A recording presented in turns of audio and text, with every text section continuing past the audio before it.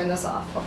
I don't know if y'all can tell, but I am in a different location. I'm in my new apartment. Moving vlogs coming soon. By the time this video's up, I'd have either the first one or the first two. But there's gonna be a total of 4 in that series. Got a new setup. It's all witchy, spoopy vibes. Gotta love that. I just checked that angle and I had to raise the tripod a little higher. You guys are on my coffee table and I'm still figuring things out, okay? But anyways, what's up? It's Jan, back at it again with another nerdy bookish video. I almost forgot my intro there. And today we are doing, I don't know why I always clap in the beginning of videos. Today we're doing my July wrap up and it's the 8th, so your girl is on top of things. I was gonna film it on the 15th. Honestly, this will probably still go up on the 15th, but here's me making sure you guys know we're early this month, okay?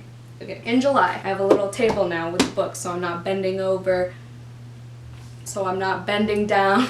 I'm a child. To get the books off the floor and have to edit all that out, yeah. 1, 2, 3, 13 books in July, so we're gonna get a move on because this might be kind of long.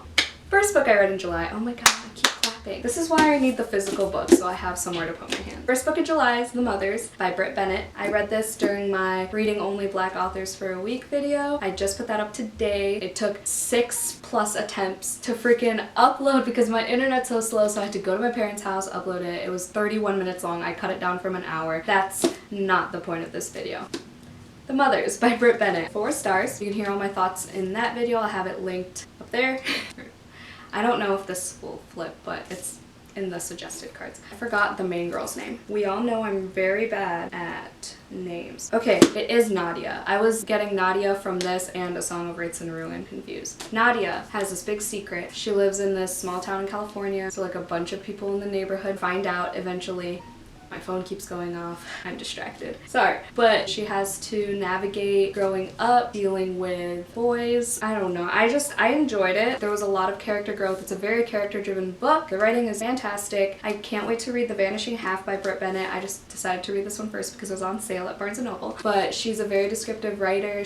I've been to a lot of the places in California that she describes, like LA, Venice Beach, Santa Monica, Oceanside, I think was one of them. Her characters were easy to connect with, and they're all very flawed in some way, so it was a very real, raw, honest story. And that's all I'm gonna say about that because this is getting too long already. Next book, A Song of Wraiths and Ruin. This is by Roseanne A. Brown. This is the last book I read in that Reading Black Authors video. I love this book. First of all, this cover, stunning. Love it. There's like foiling and it shines in the light. It's beautiful and it's like a nice compact book and it's on the floor now. This was one of my most anticipated of 2020. I heard all the good things, so I asked my mom to buy it for me. It's a dual perspective young adult fantasy. Karina is the princess of, I don't know what she's the princess of. Why is this so? Of Ziran. Princess of Ziran. Her mother dies. This is all in the synopsis, and if you've seen my video, I messed that up really badly. But she tries to resurrect her, but in order to do so, she needs the heart of like the champion of this festival called Solstasia? This big annual festival. Her mom usually runs it, but then she dies, and then so Karina tries to run it, and her whole plan is to manipulate the competition to get this specific guy to become the champion, to get his heart for the potion thing to resurrect her mom, okay? And then in comes Malik, who gets chosen as one of the competitors. He has to save his little sister from essentially the devil of the story, this like serpent creature thing. In order to rescue her, he has to kill... Let me take a deep breath.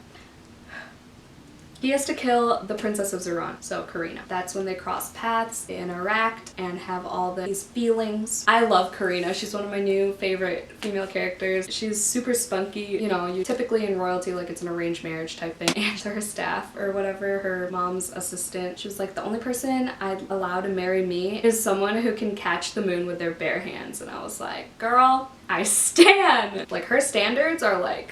There are a lot of similarities to Children of Blood and Bone by Tomi Adeyemi. If you like that series, you'll like this book too. I like the magic system. I enjoyed how the author like humanized the characters. Karina gets migraines and Malik has panic attacks, so trigger warnings for those things. It was a really good book. I only gave it 4 stars because, oh, first of all, I put this in upside down. One of the main reasons I gave it 4 stars is because of all the typos and like grammatical errors. I found a ton. Sometimes it really like caught me off guard where it like messed with my reading experience. So still really, really good though. Next book I read, I'll have a picture on the screen. Break Your Glass Slippers by Amanda Lovelace. This is my first Amanda Lovelace read. I've heard all the good things about her, all the lovers of Ruby Kaur, and all those types of modern poetry books. It's based on the Cinderella story. I read this the first time I went to sit at Barnes & Noble again once they opened their like seating area. And if you didn't know, like I started this I think the beginning of this year, where I would just sit at Barnes & Noble and read some poetry books, get a couple books knocked off my TBR. I gave that one 4 stars as well. It was a really good reading month. Like not only did I read past my goal of 10 books, but I also read a lot of 4 and 5-star books. Next book is The Silent Patient by Alex Michaelides. I think that's how you say his name. So I gave this one 5 stars, even though I guess the plot twist of like the freaking century that people keep talking about. Like everyone's always like the perfect thriller and the plot twist, like no one's ever seen it coming, blah blah blah blah. I saw it coming. Xavier was a witness. I said it out loud. I like put it out into the universe that I think this is what's gonna happen. I was so proud of myself, but clearly that didn't deter from my enjoyment of the book. I really enjoyed the writing style, how he presented the characters. If you didn't know what this book is about, there's this therapist who's the main narrator besides when Alicia has diary entries or whatever. But I think his name was Theo. But he's this like psychologist, therapist thing. He wants to study, like have a focus case study on this woman named Alicia who killed her husband, but ever since then she hasn't spoken a single word. She's been institutionalized. She's been acting up in this mental hospital, and he was just like very intrigued by her, so he like, you know, investigates and tries to get her to talk. So it's a really good story, but yeah, I guessed the plot twist and I was very proud of that. Next book, Carmen Maria Machado's Memoir. I heard about this book from Hannah from A Clockwork Reader here on YouTube. I first heard about this author in my gender and literature class, and I love her writing. She focuses a lot on like inequality towards women, misogyny, and feminism and stuff like that, and I love the layout of this book. It has like Dream House as American Gothic, Dream House as Road Trip to Everywhere, and it's just like just little snippets of her life. It's about her abusive sapphic relationship, and the dream house is a metaphor for when she lived with her partner. It's a very good memoir. Even though I couldn't relate to some parts of it, she also managed to have some very notable quotes. I recommend this to everyone. It was a very quick read. Her metaphors are just like mind-blowing. I could not. I love her. I want to read anything and everything she writes. Oh, and obviously In the Dream House was 5 stars, by the way. I don't think I mentioned that. The next book I read was an ebook through Libby. I was told it would get easier by Abby Waxman. I gave it 4 stars. It was so funny. Abby Waxman wrote The Bookish Life of Nina Hill, if you didn't know, which I loved, so I was like, I need to get this book. I don't even care if I read it physically. I'm reading this book. So it's about this mom and daughter who go on this college tour in the East Coast, I believe. It was the East Coast because they go to New York to visit her mom's friends at one point. It's just about the relationship basically, and her meeting a few people on the college tour. And there was like one little part of a mystery that I don't think was necessary to the whole thing, but I digress. It was just a quirky little book. Like I love their relationship. It reminded me a lot of Gilmore Girls and Lorelai and Rory's relationship. So much fun to read about. Their humor was great. I literally laughed out loud for so many parts throughout this book, and it just like took me back to being a teenager. The attitude, all the thoughts towards my mom and life in general, and not knowing what the hell you're gonna do in college, and it was just very nostalgic and also very enjoyable to read. I said very many times, sorry. I need to slow down. Next book I read in July is The Handmaid's Tale by Margaret Atwood. This book, this story, this show. Oh my god. Okay, so I read this for the reading rush. I'll link my vlog where I read this down below. Xavier and I just started season 3 and I'm so excited to finish it, and season 4 is coming in September, and I think September this year or next year, I don't remember. I don't want to explain the story again, but basically there's this like alternate reality totalitarianism regime society that they try to create called Gilead, okay? And handmaids are fertile women who are chosen unwillingly to give up all their rights. Like all women in Gilead like have basically no rights. Like they can't read, they can't write, they can't decide who they're gonna be with, they get raped, they get punished. It's a whole thing. Like every trigger warning in the book, every fucked up thing you could think of is in this show, in this book, in this story. I'm reading The Testaments right now, which is the second book, and I don't know, it's addictive, okay? It might be messed up, but it's addictive. The chapters are super short. The writing, Margaret Atwood's writing is phenomenal. I surprisingly love this book. It might be one of my new favorite classics next to The Catcher in the Rye. That was 5 stars too, I believe, which is crazy, and I don't know if that's concerning. I would just Google the synopsis because it's so messed up. Like I can't. If you know, you know.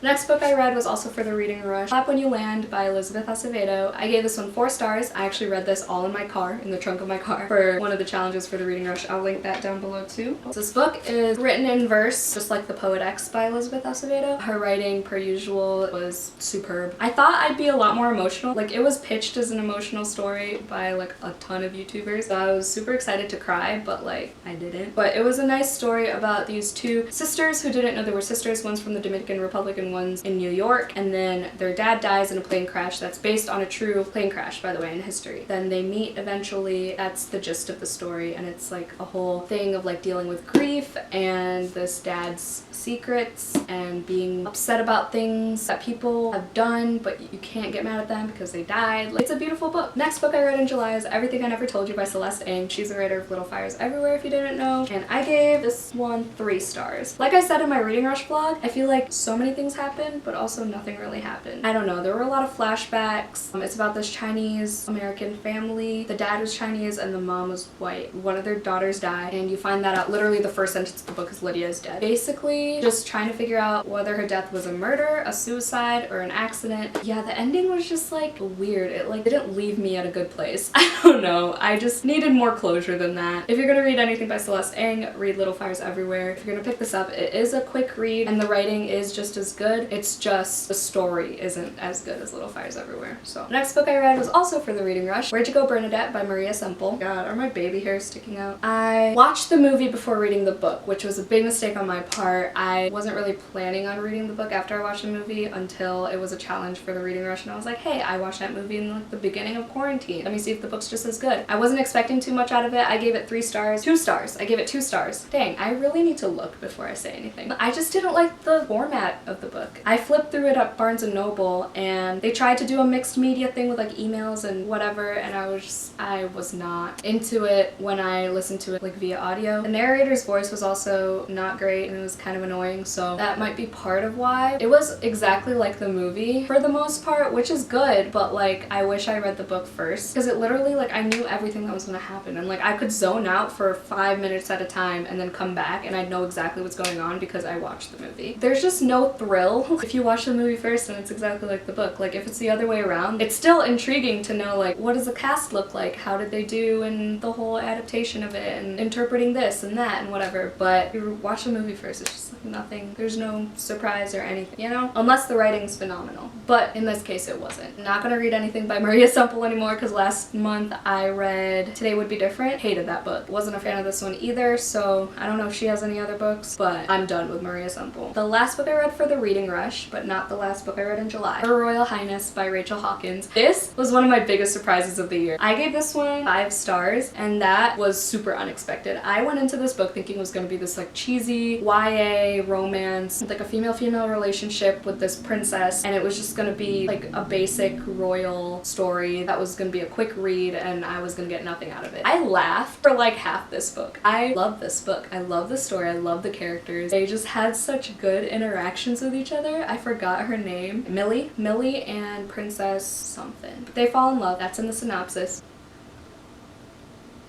It's right outside my door. Okay. Anyway, they just have such witty banter. I say this in like every video. I don't know why I love that phrase so much. Witty banter. Millie is just so sarcastic and it was so fun to read. And there's this one scene, my favorite scene in the book, involves this like big ass deer and I was just so into it. I loved it so much. That's all I'm gonna say. Next book I read was just kind of like a I need something to listen to while I get ready or like go from point A to point B, like driving wise. So I put on You Are a Badass every day. This is like the shortest book out of the You Are a Badass collection or whatever. I enjoyed You Are a Badass a lot. I read it when it like was trending in the self-help world. This one I gave 3 stars. It was nice to read because I haven't read a self-help book in a while. It was just like reiterating things I already knew or like things I've read in a lot of other self-help books. It was nice that she was a narrator herself. Like I love when the author's a narrator in audiobooks, and it was nice as like little reminders, but it was nothing special. So 3 stars. The last book I read in July was Such a Fun Age by Kylie Reed. Okay, this book I tried reading it during the reading rush. I got it from the library. I hope my neighbors think I'm just like on the phone or something because I'm not ready to expose my YouTuber self in this new apartment yet.